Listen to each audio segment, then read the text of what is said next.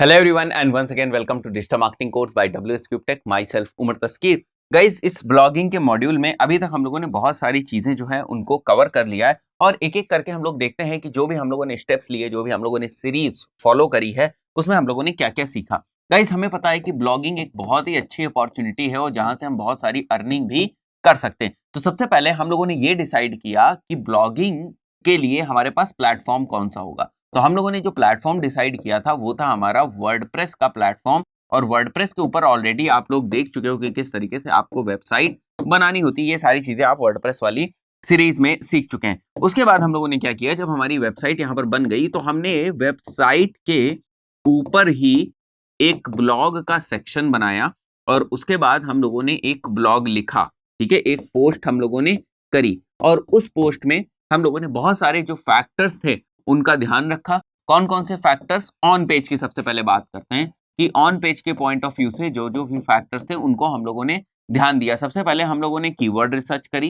Keyword research हम लोग करके लाए और कीवर्ड रिसर्च भी हम लोगों ने अलग से करना सीखा था। कीवर्ड रिसर्च हम लोगों ने करी दो प्लेटफॉर्म्स को या दो टूल्स को यूज करके। एक था हमारा गूगल का, और ये दोनों ही गाइस फ्री हैं। गूगल का कीवर्ड प्लानर, तो एक टूल को हम लोगों ने इसको यूज किया, गूगल के कीवर्ड प्लानर को। प्लस जो दूसरा हमारा फ्री टूल था वो था नील पटेल के द्वारा बनाया गया tool which is Uber suggest, या नील पटेल का जो टूल है उबर सजेस्ट, उसको हम लोगों ने यूज किया। ठीक है, उबर सजेस्ट हमें और थोड़ी सी ज्यादा डिटेल्ड इंफॉर्मेशन दे देता है। तो आप जिसको भी चाहो, जिस भी स्पेसिफिक टूल को आप चाहो उसको आप यूज कर सकते हो। और इसको यूज करके हम लोग क्या कर सकते हैं गाइज, हम लोग कीवर्ड रिसर्च कर सकते हैं। ठीक है, और कीवर्ड रिसर्च का मतलब क्या है? मतलब we have to decide on what keywords we want to rank our website या ब्लॉग, राइट। तो यहां पर मैं लिख देता हूं, we have to decide on what specific keywords. Keywords को हम लोग क्वेरीज भी बोलते हैं, कीवर्ड्स और queries we want to rank. ठीक है, हम किन कीवर्ड्स या क्वेरीज के ऊपर अपने ब्लॉग को ऊपर लाना चाहते हैं, अपने पोस्ट को ऊपर लाना चाहते हैं, वही हमें यहाँ पर चाहिए। ठीक है, तो कीवर्ड्स हम लोगों ने सेलेक्ट कर लिए। उसके बाद हम लोग क्या करते हैं, उन कीवर्ड्स के प्लेसमेंट को स्टार्ट करते हैं। ठीक है, कीवर्ड्स प्लेसमेंट हम स्टार्ट करते हैं, मतलब कीवर्ड्स को हम लोग कहाँ कहाँ रखेंगे। तो सबसे पहले गाइस हम लोगों ने क्या देखा था कि कीवर्ड्स को हमें कहाँ पर रखना है। हम कीवर्ड्स को रखते हैं टाइटल में, हम कीवर्ड्स को रखते हैं डिस्क्रिप्शन में, जो हमारा डिस्क्रिप्शन होता है उसमें हम किस तरीके से रखेंगे। और इसके लिए हम लोग योस्ट प्लगइन को यूज कर सकते हैं। योस्ट प्लगइन को हम लोग यूज कर सकते हैं टाइटल और डिस्क्रिप्शन को करने के लिए। और उसके बाद कंटेंट, ये बहुत ही इंपॉर्टेंट पार्ट है कि कंटेंट जो हमारा मेन बॉडी होती है, जो जो हमने कंटेंट लिखा हुआ है, ठीक है, उसमें हम लोग कीवर्ड्स को किस तरीके से यूज करेंगे। इमेज को भी हम लोगों ने देखा कि इमेज जो है वो हमारी प्रॉपरली जो है वो ऑप्टिमाइज होनी चाहिए। और इमेज ऑप्टिमाइजेशन के पॉइंट ऑफ व्यू से अगर मैं इसको यहाँ पर लेकर आता हूँ, राइट, इमेज ऑप्टिमाइजेशन के पॉइंट ऑफ व्यू से अगर हम लोग बात करें तो हम लोगों ने एक बहुत ही पॉपुलर प्लगइन देखी थी स्मश, और इस स्मश प्लगइन को यूज करके किस तरीके से हम इमेज ऑप्टिमाइजेशन या इमेज का जो कंप्रेशन है वो कर सकते हैं। तो ये सारे फैक्टर्स हमारे हो गए, ये सारी चीजें हमने कर ली और ये वो सारी चीजें हैं जो बेसिकली गूगल हमें रिकमेंड करता है। स्टार्टिंग हमारी कहां से हुई? वर्डप्रेस पे वेबसाइट बनाने से, ब्लॉग का सेक्शन बनाया। मैंने एक पोस्ट आपको करके दिखाई, लेकिन एक पोस्ट से गाइस ब्लॉग बनता नहीं है, आपको यहाँ पर मल्टीपल पोस्ट करनी है। तो स्टार्टिंग के लिए मैं आपको बता देता हूं, आप कम से कम 25-30 पोस्ट तो करें। उसके बाद आप देखें कि आप किस तरीके से जो है इसको मार्केट कर सकते हैं या इससे बेनिफिट आप उठा सकते हैं। तो जब आप ब्लॉगिंग कर रहे होते हैं तो इसका मतलब ये नहीं केवल आप एक ब्लॉग जो है वो बना के छोड़ देंगे, एक पोस्ट करके छोड़ देंगे, अब उसी के ऊपर आप सारा एफर्ट लगा रहे हैं। नहीं, आपको मल्टीपल जो है वो पोस्ट बनानी पड़ेंगी। तो ये जो सीक्वेंस ऑफ स्टेप्स हैं या जो सीरीज ऑफ स्टेप्स हैं, ये सारी हम लोगों ने कर ली और हमारा एक जो ब्लॉग है वो ऑन पेज के साथ इस वक्त रेडी हो चुका है, राइट। कीवर्ड्स वगैरह हम लोगों ने सही जगह पर प्लेस कर दिए। योस्ट प्लगइन को भी हम लोगों ने देख लिया, स्मश प्लगइन को भी देख लिया, कीवर्ड रिसर्च को भी देख लिया। अब गाइस हम लोगों ने क्या कर दिया है, हमारे ऑन पेज के जो एफर्ट्स हैं वो हो चुके हैं। ठीक है, ऑन पेज के जो एफर्ट्स हैं वो हो चुके हैं, यानी हमारा ब्लॉग अब ऑन पेज के हिसाब से जो हमारा ब्लॉग है वो बेसिकली अब रेडी हो। अब हमें क्या करना है गाइज, अभी भी हमारे ब्लॉग की पॉपुलैरिटी उतनी ज्यादा नहीं, मतलब हमारा ब्लॉग पॉपुलर नहीं है। और गाइज हमारा ब्लॉग दिखेगा कहां पर? हमारा ब्लॉग जो है वो दिखता है गूगल के ऊपर। ठीक है, हमारा ब्लॉग दिखेगा गूगल के ऊपर। तो गूगल के ऊपर हमें अपनी ब्लॉग की कुछ रेपुटेशन भी बनानी पड़ती है। मतलब हमें गूगल को बताना पड़ता है कि देखो भाई ये हमारा जो ब्लॉग है बड़ा ही पॉपुलर ब्लॉग है, बहुत ही फेमस ब्लॉग है, ठीक है, इसकी लोग इंटरनेट के ऊपर बात करते हैं। उसके लिए हमें ऑफ पेज करना पड़ता है, उसके लिए हमें ऑफ पेज एसईओ करना पड़ता है, या ऑफ पेज जो हमारे एफर्ट्स हैं उनको करना पड़ता है। तो ऑफ पेज एसईओ में जो सबसे मेजर एक्टिविटी हमारी वो होती है हमारी बैकलिंक्स। हमें बैकलिंक्स जो है वो क्रिएट करने हैं। तो हम लोग समझने वाले हैं कि बैकलिंक्स की इंपॉर्टेंस क्या है ब्लॉगिंग के पॉइंट ऑफ व्यू से, और बैकलिंक्स जो है वो हर स्पेसिफिक पेज वाइज होते हैं, स्पेसिफिक पेज वाइज, ठीक है। जैसे कि हम लोग स्पेसिफिक पेज वाइज एसईओ कर रहे थे, तो एसईओ जब हम स्पेसिफिक पेज वाइज करते हैं तो एसईओ में दोनों ही चीजें आ जाती हैं, हमारे ऑन पेज एसईओ भी आ जाता है और ऑफ पेज एसईओ भी आ जाता है। तो जिस तरीके से हम एसईओ पेज वाइज करते हैं, ठीक है, on page activity page wise करते हैं, उसी तरीके से ऑफ पेज एक्टिविटी भी हमारी पेज वाइज होगी। सो गाइस इस चीज को हम लोग कवर करने वाले हैं कि how to do the off page for blogging, ठीक है। तो यहाँ पर आप देख सकते हो एक डायग्राम हमारे सामने बना हुआ है, जहां पर मैंने थोड़ा सा एक बार फिर से आपको डिफरेंस बताया कि ऑन पेज क्या होता है। ये जो हमारी वेबसाइट है इसके ऊपर जो हम चेंजेस कर रहे हैं इस एंटिसिपेशन में कि हमारी वेबसाइट की जो है रैंकिंग होगी, इस एंटिसिपेशन में कि हमारी वेबसाइट की रैंकिंग होगी, those are called as on page. और ऑफ पेज में क्या करते हैं हम लोग दूसरी वेबसाइट्स पे जाके कंटेंट लिखते हैं, आर्टिकल्स लिखते हैं, और इन सभी जगहों पर अगर हम लोग देखें तो अपने बैकलिंक्स ही बनाते हैं। तो बैकलिंक्स बनाने की अलग अलग टेक्निक्स है, बेसिकली दूसरे ब्लॉग्स भी हम लोग बनाते हैं, वहां पर बैकलिंक्स बनाते हैं, वीडियोस में हम लोग अपने बैकलिंक्स रख सकते हैं, सोशल नेटवर्किंग साइट्स के ऊपर हम लोग अपने बैकलिंक्स रख सकते हैं, बुकमार्किंग में बैकलिंक्स रख सकते हैं, आर्टिकल्स में बैकलिंक्स रख सकते हैं। तो ये हमारे अलग अलग मेथड्स हैं, अलग अलग तरीके हैं जहां पर हम लोग बैकलिंक्स अपने क्रिएट कर सकते हैं, ठीक है। आगे बढ़ते हैं और समझने की कोशिश करते हैं कि आखिर ये जो एसईओ का पॉइंट है ब्लॉगिंग के पॉइंट ऑफ व्यू से, इनमें और कौन कौन से फैक्टर्स हैं। सो गाइस लिंक बिल्डिंग एक इंपॉर्टेंट फैक्टर जिसकी अभी हम लोग बात कर रहे हैं, on page optimization, social sharing, time on site, कितना लोग हमारी वेबसाइट के ऊपर रुकते हैं, फ्रेशनेस ऑफ द कंटेंट, हमारा कंटेंट कितना फ्रेश है, ठीक है, ये भी जो है गूगल कंसीडर करता है। मतलब गूगल कंटेंट के पॉइंट ऑफ व्यू से दो चीजें कंसीडर करता है, एक तो फ्रेशनेस और दूसरा जो है वो डुप्लीकेसी।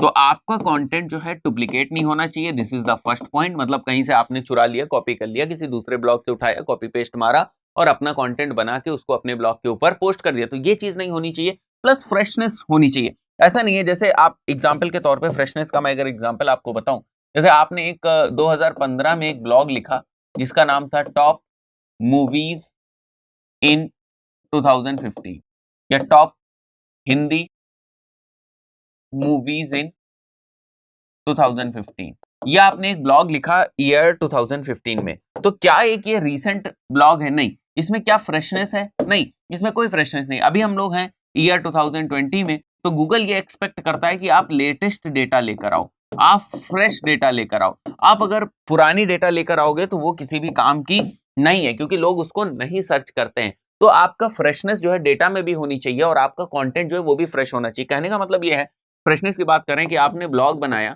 ठीक है, अब इस ब्लॉग पे आप कोई अपडेशन नहीं कर रहे हो, ठीक है, आपने सोचा कि ठीक है मैंने ब्लॉग बना दिया, अब आपको लगा 5 पोस्ट आपने तुरंत डाल दी, 5 पोस्ट जो है आपने तुरंत डाल दी, उसके बाद आप गायब हो गए।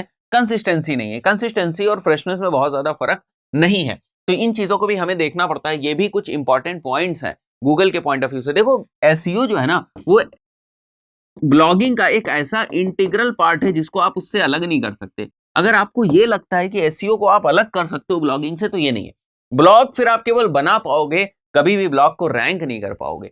ब्लॉग को रैंक कराने के लिए जरूरी है कि आप उसका एसईओ करो, और जब तक ब्लॉग रैंक नहीं होगा, ट्रैफिक नहीं आएगा, तो कुछ नहीं होगा। आपके ब्लॉग के ऊपर चलो एफिलिएट लिंक ही लगे हुए हैं, ठीक है, बट वहां पर कोई आ ही नहीं रहा है, तो एफिलिएट लिंक लगे हैं तो लगे रहने दो, उसमें कोई आपको बेनिफिट ही नहीं होगा। आपके ब्लॉग के ऊपर स्पॉन्सर्ड पोस्ट है पर ट्रैफिक ही नहीं आ रहा है, तो स्पॉन्सर्ड पोस्ट का मतलब क्या है? ठीक है, तो ब्लॉग के ऊपर आप कितना भी अच्छा कंटेंट लिख दो, ट्रैफिक नहीं आएगा तो सारी चीजें बेकार है। और ट्रैफिक के लिए क्या जरूरी है? एसईओ। इसकी हम लोग पहले भी बात कर चुके हैं, क्योंकि एसईओ पेड नहीं है, ठीक है, कोई पैसा नहीं देना पड़ता है। एफर्ट जरूर लगते हैं हमारे इनिशियली, बट वहां पर हमें कुछ पैसा नहीं देना पड़ता है, वो एक पेड एक्टिविटी नहीं है। इन दैट केस हमारे लिए जरूरी है कि हम अपना जो वेबसाइट है या ब्लॉग जो है उसका एसईओ हम रेगुलरली करते रहें। आगे बात करते हैं हम लोग, और यहां पर अगर आप देखो तो आप यहां पर देख सकते हो, बैकलिंक को मैं समझाने की कोशिश कर रहा हूं कि बैकलिंक का मतलब क्या होता है। एक और यहां पर स्लाइड है जिसको आप देख सकते हो, इस तरीके से जनरली आपको बैकलिंक दिखता है, ठीक है। अब यहां पर कोई कंटेंट पड़ा हुआ है, ठीक है, और यहां पर एक ये बैकलिंक बना हुआ है, इसके ऊपर जब यूजर क्लिक करेगा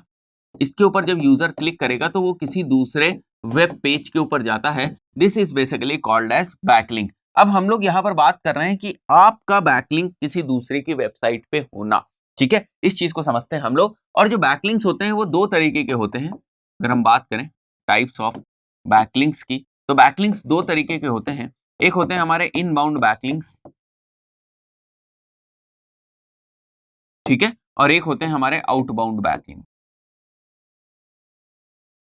के दो तरीके के बैकलिंक्स हमारे। अब इनबाउंड बैकलिंक्स क्या होते हैं? ये मेरी वेबसाइट है, जैसे मैं मान लेता हूं ये साइट ए है, ये मेरी वेबसाइट है। अब ये वेबसाइट है तो इसका कुछ यूआरएल भी होगा, ये ब्लॉग है तो कुछ यूआरएल भी होगा। तो मान लेता हूं ये यूआरएल है a.com, ठीक है। यहां पर कोई दूसरे वेबसाइट है विच इज वेबसाइट बी, और इसका जो यूआरएल है वो है b. ये इसका यूआरएल, ठीक है। अब इसके ऊपर बहुत सारा कंटेंट है, ठीक है, ये बहुत सारा इसके ऊपर कंटेंट है। अब ये मेरा कंटेंट है, मैंने यहाँ पर कंटेंट लिखा और इसके बीच में मैंने इसी टाइप से एक लिंक लगा दिया, ठीक है। इसके बीच में मैंने किसी टाइप से लिंक लगा दिया। लिंक लगाने के लिए मैंने कोई वर्ड चुना, एक वर्ड में लेता हूं, उसको हम लोग बोलते हैं एंकर टेक्स्ट। जिसके ऊपर हम लोग लिंक लगाते हैं उसको बोलते हैं हम लोग एंकर टेक्स्ट। तो हम लोगों ने यहाँ पर एंकर टेक्स्ट बनाया और इस एंकर टेक्स्ट के ऊपर इस वेबसाइट का लिंक दे दिया। मतलब यूजर आएगा इस वेबसाइट के ऊपर। इस वेबसाइट का गाइस क्या नाम है? a.com। तो ये वेबसाइट के ऊपर यूजर आता है, बट यहां पर जब जाता है और यहां पर क्लिक करता है तो वो पहुंच जाता है इस पर्टिकुलर वेबसाइट के ऊपर। तो this is basically called as link. तो यहां पर हमारी वेबसाइट से एक दूसरी वेबसाइट को लिंक जा रहा है, बहुत ध्यान समझना, हमारी वेबसाइट से दूसरी वेबसाइट को लिंक जा रहा है। तो जब हमारी वेबसाइट से लिंक बाहर जाता है तो हम उसे बोलते हैं आउटबाउंड लिंक, या जहां से भी लिंक बाहर निकल रहा होता है उसको हम लोग बोलते हैं आउटबाउंड लिंक। और यही लिंक इस वाली वेबसाइट के लिए क्या है? इस वेबसाइट पर आ रहा है, मतलब इसके ऊपर यूजर जब क्लिक करता है तो इस वेबसाइट के ऊपर आता है। तो यही लिंक इस वेबसाइट के ऊपर ला रहा है। तो this link basically for this website will be called as inbound. तो एक ही लिंक जो है वो अगर इस वेबसाइट से इस वेबसाइट के ऊपर जा रहा है तो इस वेबसाइट के लिए लिंक कौन सा हो जाएगा गाइस? इनबाउंड, क्योंकि उसकी तरफ आ रहा है, नाम से पता चल रहा है इनबाउंड। और यहां पर गाइस क्या हो रहा है कि यहां से बाहर जा रहा है, तो इस वेबसाइट के लिए क्या होगा? मतलब वेबसाइट ए के लिए ये आउटबाउंड लिंक है और वेबसाइट बी के लिए ये इनबाउंड लिंक है। तो ये तो बात हो गई इनबाउंड लिंक्स की और आउटबाउंड लिंक्स की। इसी तरीके से टाइप ऑफ बैकलिंक्स में एक शब्द आप और सुनेंगे जिसको हम लोग बोलते हैं इंटरनल लिंकिंग्स और एक्सटर्नल लिंकिंग्स, ठीक है। इसके बारे में आपको थोड़ा सा क्लियर कर देता हूं। आई बिलीव ये सारी चीज आपको क्लियर होगी। मैं इसको रब कर देता हूं और मैं आपको बता देता हूं इंटरनल लिंक्स और एक्सटर्नल लिंक्स के बारे में। इंटरनल लिंक्स और एक्सटर्नल लिंक्स क्या होते हैं? यहां पर मैं मान के चलता हूं मेरे पास एक वेबसाइट है which is website number A, ठीक है, ब्लॉग है, ब्लॉग ही आप लोग समझे, और यहां पर भी है बी। तो ये जो मेरी वेबसाइट है उसका नाम मैं लिख लेता हूं यहां पर। ये वेबसाइट का नाम है abc.com और ये जो पेज है मेरा ये है हमारा www.abc.com/a। बहुत ध्यान समझना, ये हो गया हमारा /a। ये कौन सा पेज है? ये वाला पेज है, ठीक है। ये जो आप देख रहे हो जो मैंने बनाया हुआ है, कि इस वाले पेज का जो है वो यूआरएल है, या इस वाले पेज का जो एड्रेस है वो ये है, ठीक है। बात क्लियर हुई? वहीं पर अगर हम लोग बात करें बी की, तो बी वाले का जो नेम है वो मैं यहां लिख देता हूं कि बी वाले का नेम क्या है। बी वाले का जो नेम है वो है abc.com/b। इसको मैं लिख देता हूं यहां, ये हो गया abc.com/b। अब यहां पर बहुत ध्यान देने वाली चीज है वो ये है कि क्या ये दोनों जो पेजेस हैं, this is basically page number A, this is basically page number B, या इसको पेज 1 पेज 2 कुछ भी आप समझो, ये जो दो पेजेस हैं क्या ये दो अलग अलग वेबसाइट के? बहुत ध्यान समझने वाली बात है। क्या ये दोनों पेजेस अलग अलग वेबसाइट के हैं? नहीं, अलग अलग वेबसाइट के नहीं है। यहां पर गाइस क्या था? यहां पर दो अलग अलग वेबसाइट थी, यहां पर दो अलग अलग वेबसाइट नहीं है। यहां पर दो अलग अलग पेजेस हैं और वो पेजेस सेम वेबसाइट के हैं, मतलब एक ही वेबसाइट के दो पेजेस हैं। यहां पर दो अलग अलग वेबसाइट थी, ठीक है। तो अगर इस पेज से लिंक इस पेज को जाता है, बहुत ध्यान समझना, पेज ए पे कोई कंटेंट पड़ा हुआ है, यहां पर कंटेंट पड़ा हुआ है और इसके अंदर मैं इस टाइप का लिंक बना देता हूं, ठीक है। पेज ए के अंदर ये मान लेते हैं पेज ए का कंटेंट है, और जब लिंक पे कोई क्लिक करता है तो वो पेज बी के ऊपर जाता है, ठीक है। जब लिंक के ऊपर वो क्लिक करता है तो पेज बी के ऊपर जाता है। इन दैट केस ये लिंक बी के लिए कौन सा लिंक हो जाएगा? इनबाउंड। और यहां ए के लिए कौन सा लिंक हो जाएगा? आउटबाउंड। वहीं पर क्योंकि ये दोनों लिंक, बहुत ध्यान समझना इस बात को, क्योंकि ये दोनों लिंक एक ही वेबसाइट के लिए हैं, चाहे हम इसको इनबाउंड कहें, दो लिंक नहीं है बट केसेस बन रहे हैं, चाहे हम इसको इनबाउंड कहें चाहे हम आउटबाउंड कहें, लेकिन ये जो दोनों पेजेस हैं, ये दोनों ही पेजेस हमारी एक ही वेबसाइट के ऊपर हैं, तो ये जो लिंक है ये बेसिकली एक इंटरनल लिंक हुआ। ठीक है, तो बैकलिंक के केसेस में ये सारी चीजें जो है ये भी बहुत ज्यादा मायने रखती हैं। तो ये हमारा इंटरनल लिंक हुआ। इंटरनल लिंक को हम लोग देखा था वर्डप्रेस पे, हम लोगों ने बात करी थी किस तरीके से हम लोग इंटरनल लिंक्स क्रिएट करते हैं। बट इस बात को समझो, बैकलिंक की पावर क्या है, बैकलिंक इंपॉर्टेंट क्यों है, बार बार हम बैकलिंक की बात क्यों कर रहे हैं। बैकलिंक इंपॉर्टेंट इसलिए है कि अगर ये वेबसाइट आपकी है, which is website number B, ये आपकी वेबसाइट है और आपकी वेबसाइट को कहीं से बैकलिंक मिलता है, मतलब अगर आपकी वेबसाइट का नाम b.com है और इस वेबसाइट के ऊपर b.com को मेंशन किया गया है, ठीक है, कोई एंकर टेक्स्ट लगा के मेंशन किया गया और जब वो कोई यूजर उसके ऊपर क्लिक करता है तो क्लिक करने के बाद वो हमारी इस वेबसाइट के ऊपर आ जाता है, b.com वेबसाइट के ऊपर। अगर ये प्रोसेस होती है तो गूगल को लगता है अच्छा इस बी वाली वेबसाइट को यहां से वेबसाइट ए से एक बैकलिंक मिला, वेबसाइट एक्स से एक बैकलिंक मिला, वेबसाइट वाई से एक बैकलिंक मिल रहा है, वेबसाइट जेड से, अलग अलग वेबसाइट से इस वेबसाइट को बैकलिंक मिल रहा है। यानी इंटरनेट के ऊपर अलग अलग वेबसाइट के ऊपर ये वेबसाइट नंबर बी या वेबसाइट नेम बी बहुत पॉपुलर है, लोग इसको मेंशन कर रहे हैं, इसका बैकलिंक दे रहे हैं। तो ये एक बहुत ही इंपॉर्टेंट फैक्टर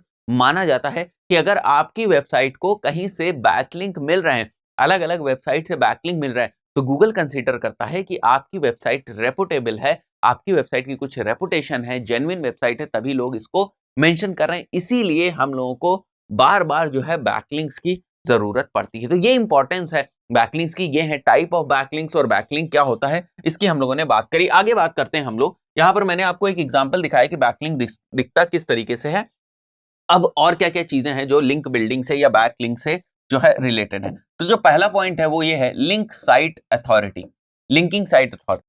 इसका मतलब ये हुआ कि देखो ये मेरी वेबसाइट है, वेबसाइट नंबर बी, ये एक दूसरे बंदे की वेबसाइट है, वेबसाइट ए, और वेबसाइट ए से वेबसाइट बी को एक बैकलिंक मिल रहा है। लेकिन अगर वेबसाइट ए ही पुअर है, पुअर मतलब लो क्वालिटी की वेबसाइट है, बहुत ही लो क्वालिटी की वेबसाइट है, कंटेंट अच्छा नहीं है, ये खुद ही डुप्लीकेट कंटेंट पोस्ट कर रहे हैं, ठीक है, ये वेबसाइट जो है डिफरेंट निश की है, ठीक है, जैसे अगर मैं लिखता हूं स्पोर्ट्स के ऊपर, ठीक है, और ये वेबसाइट लिखती है एंटरटेनमेंट के ऊपर, तो अगर मुझे इस वेबसाइट से जो है वो बैकलिंक मिल रहा है तो एक अच्छी चीज नहीं है, ठीक है। ये वेबसाइट ऑलरेडी अगर स्पैम वेबसाइट है, इसकी कुछ सिक्योरिटी नहीं है, ठीक तरीके से इसकी डिजाइन नहीं, मतलब इसके ही फैक्टर्स अपने डिस्टर्ब हैं, तो अगर इससे हमें बैकलिंक मिलता है तो वो ज्यादा वैल्यूएबल नहीं होता है, बात समझने वाली भी है, ठीक है। तो अगर हमें बैकलिंक किसी एक अच्छी अथॉरिटी की वेबसाइट से मिल रहा है, एक अच्छी वैल्यूएबल वेबसाइट से मिल रहा है जिसकी ऑलरेडी कुछ रेपुटेशन है,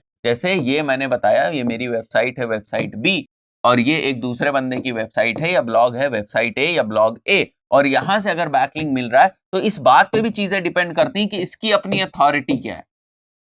जब हम बात करते हैं अथॉरिटी की, तो अथॉरिटी मेजर करने के लिए बड़े सारे टूल्स हैं, जैसे मॉज है, ठीक है, और जैसे आरएफ्स हैं। तो ये मॉज और आरएफ्स ने अपने कुछ नंबर्स दे रखे हैं, जैसे मॉज ने डीए पीए दे रखा है, डोमेन अथॉरिटी, पेज अथॉरिटी, ये कुछ नंबर्स हैं जो हमें 100 में से मिलते हैं। मैं आपको बताऊंगा किस तरीके से इनको आप चेक करते हैं। 100 में से नंबर्स मिलते हैं, अगर ये नंबर ज्यादा है, जैसे ये नंबर 40+ है, तो हम मान के चलते हैं कि इस वेबसाइट के अगर डोमेन अथॉरिटी या पेज अथॉरिटी अगर 40 से ज्यादा है तो इस वेबसाइट को मैं कंसीडर करूंगा कि एक वैल्यूएबल वेबसाइट है। अब अगर इस वेबसाइट से मुझे बैकलिंक मिल रहा है तो ये हमारे लिए बेनिफिशियल होगा, ठीक है, पॉइंट क्लियर हो गया। तो बैकलिंक की हमने इंपॉर्टेंस तो समझी, लेकिन बैकलिंक कहीं से भी नहीं ले लेंगे। आपको लगता है कहीं से भी जहां से मन चाहे बैकलिंक ले लो, फायदा ही फायदा है, तो ऐसा नहीं होता है, राइट, पॉइंट क्लियर। आगे बढ़ते हैं। अगर ये जैसे मॉस बताता है, ये मॉस कुछ स्कोरिंग देता है, उसी तरीके से आरएफ भी देता है। आरएफ इनको बोलता है domain ratings and page ratings. RF और मॉस जो है वो बेसिकली टूल्स हैं, तो ये भी हमें कुछ स्कोर देते हैं और यहाँ पर भी हम अपने स्कोर को चेक करते हैं। तो अगर मुझे इस वेबसाइट का, जिससे मुझे बैकलिंक मिल रहा है, इस वेबसाइट का अगर मुझे स्कोर अच्छा दिख रहा होता है तो हमें ये बात समझ में आ जाती है कि अच्छा ये वेबसाइट जो है ये वैल्यूएबल वेबसाइट, ठीक है, वैल्यूएबल वेबसाइट है, इस वेबसाइट की अपनी जो अथॉरिटी है वो ओके है, ठीक है। तो अगर हमें इस वेबसाइट से बैकलिंक मिलता है तो वो मेरे लिए प्रॉफिटेबल होगा, लॉस का सौदा नहीं है। तो ये एक पहला पॉइंट है जो हमें बैकलिंक के पॉइंट ऑफ व्यू से ध्यान रखना पड़ेगा, ठीक है। दूसरी चीज पे आते हैं हम लोग। दूसरा है relevancy of the content on the linking page to the link site. वही मैं आपको बताने की कोशिश कर रहा था कि अगर ये वेबसाइट एंटरटेनमेंट के ऊपर कंटेंट बनाती है और जो मेरी वेबसाइट है वो स्पोर्ट्स के ऊपर कंटेंट लिखती है, ठीक है, तो अगर मुझे इस वेबसाइट से बैकलिंक मिल रहा है तो उतना वैल्यूएबल नहीं होगा। अगर मुझे इस वेबसाइट से बैकलिंक मिल रहा है तो उतना वैल्यूएबल नहीं होगा, because relevancy is not there. Google को लगता है कि आप जबरदस्ती बैकलिंक ले रहे हो, नेचुरल बैकलिंक नहीं है, नॉर्मली बैकलिंक नहीं आया, आपने खुद जाके बनाया बैकलिंक्स या आपने पैसे देके बैकलिंक्स लिया, या रिलेवेंसी नहीं। वहीं पर अगर ये स्पोर्ट्स की मेरी वेबसाइट है जैसे मैंने माना, और ये एक स्पोर्ट्स का ब्लॉग है, वहां से अगर हमें बैकलिंक मिलता है, इससे अगर हमें बैकलिंक मिलता है, इसका डीए भी अच्छा है, इसका पीए भी अच्छा है, इसमें रिलेवेंसी भी है, तो ये हमारे लिए एक जो बैकलिंक है ये अच्छा बैकलिंक काउंट होगा। ये थी वेबसाइट नंबर ए उससे, ठीक है। तो बैकलिंक का केवल नंबर अच्छी चीज नहीं है। अगर आपको ये समझ में आया कि ठीक है हमने ब्लॉग लिखा, फिर से शुरू करते हैं, हमने ब्लॉग लिखा और इसके ऊपर मैंने 1 2 3 4 बैकलिंक्स मंगवा लिए।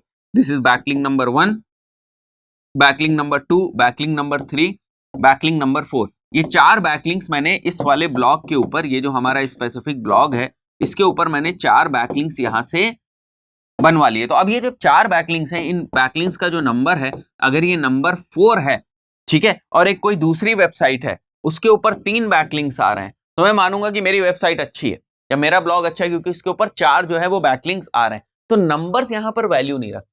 अगर आपको लग रहा है 4 बैकलिंक्स आ रहे हैं तो बहुत अच्छी बात है, 3 बैकलिंक्स आ रहे हैं तो खराब बात, ऐसा नहीं। ये इस बात पे भी डिपेंड करता है कि बैकलिंक की क्वालिटी क्या है। जैसे 4 बैकलिंक्स की हम लोगों ने बात करी, आपकी इस वेबसाइट के ऊपर 4 बैकलिंक्स आ रहे हैं, बट उन चारों बैकलिंक्स में रिलेवेंसी नहीं है। ये आपको मिला, स्पोर्ट्स की आपकी वेबसाइट थी, आपको एंटरटेनमेंट से मिल रहा है, स्पोर्ट्स की आपकी वेबसाइट थी, आपको गेमिंग वेबसाइट से बैकलिंक मिल रहा है, तो आपको 4 नहीं 40 भी मिल जाएंगे तब भी उनकी उतनी वैल्यू नहीं होगी अगर कोई 2 बैकलिंक्स ऐसे मिल जाते हैं जो हाई वैल्यू के हैं, ठीक है, same kind of relevancy, same type of website से बैकलिंक्स हमें मिल रहा है। तो दूसरा जो इंपॉर्टेंट पॉइंट है वो ये है कि रिलेवेंसी जो है वो बहुत ज्यादा मैटर करती है, मतलब हमें सेम टाइप ऑफ वेबसाइट से ही बैकलिंक मिलने चाहिए, ठीक है। तो पहले हम लोगों ने बात करी अथॉरिटी, सेकंड नंबर पे हमने बात करी रिलेवेंसी की, थर्ड पे हम बात करते हैं एंकर टेक्स्ट की। एंकर टेक्स्ट मतलब जो यहाँ पर लिखा हुआ है, जैसे ये लिखा क्या हुआ है यहाँ पर, ये भी इंपॉर्टेंट है, ठीक है, बैकलिंक के साथ।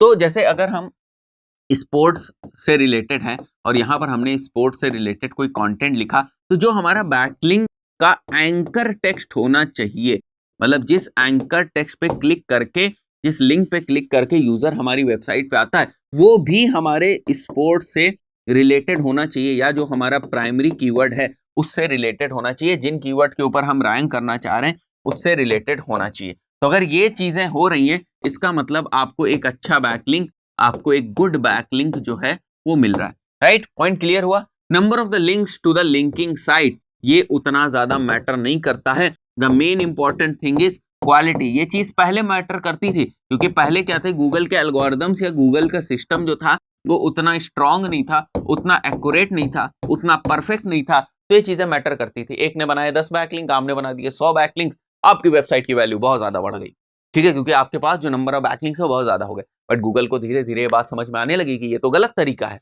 बैकलिंक कहां से मिल रहे हैं ये इंपॉर्टेंट है, नंबर नहीं इंपॉर्टेंट। तो बैकलिंक्स ने, जो गूगल है उसने बैकलिंक को जो मेजर करने का जो सिस्टम है, उसका वेटेज देने का जो सिस्टम है, उसमें कुछ चेंजेस करने शुरू किए, और जब चेंजेस होने शुरू हुए तो नंबर ऑफ लिंक्स जो एक फैक्टर है वो बाहर निकल गया, और जो क्वालिटी है वो इंपॉर्टेंट फैक्टर हो गया। ये क्वालिटी बैकलिंक्स की अब बात होने लगी। सो गाइज आई बिलीव अभी आपको ये बात समझ में आ गई होगी कि ब्लॉग बना लेना ही इनफ नहीं है, उसका ऑन पेज कर देना ही इनफ नहीं है, उसका टेक्निकल एसईओ कर देना ही इनफ नहीं है। एक और पॉइंट है जो होते हैं हमारे बैकलिंक क्रिएशन। तो अगर आप बहुत ही कॉम्पिटिटिव कीवर्ड के ऊपर काम कर रहे हैं तो ये जरूरी है आपके लिए कि आप बैकलिंक्स की रिसर्च करें, ठीक है, कि हमारा जो कॉम्पिटिटर है उसको कहां से बैकलिंक्स मिले, क्या हमें भी वहां से बैकलिंक्स मिल सकते हैं या नहीं मिल सकते। इन सारी चीजों को हम लोग प्रैक्टिकली, और जो है उबर सजेस्ट टूल वगैरह को यूज करके, और इन सारी चीजों को हम लोग प्रैक्टिकली भी देखने की कोशिश करेंगे। गाइस इस पर्टिकुलर वीडियो में इतना ही,